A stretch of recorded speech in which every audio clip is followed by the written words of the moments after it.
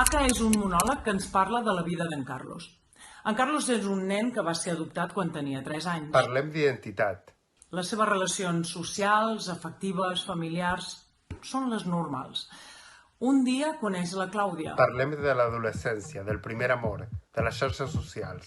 I als 15 anys ocorre un fet que canvia la seva percepció de la societat completament. Parlem de racisme, d'injustícia. Carlos veu com la seva identitat no depèn només del que ell pensi, sinó del que els altres pensin d'ell. En definitiva, som qui creiem que som o qui la gent creu que som. Amb molt de ball, molt de música, explicarem la història d'en Carlos. Give me all the money in my hand, type of money, pop a rubber band. Miss with the glitz and the glam. Give me all the money, kicking baby, tell me when I go. Kicking, I'ma leave 'em on the floor.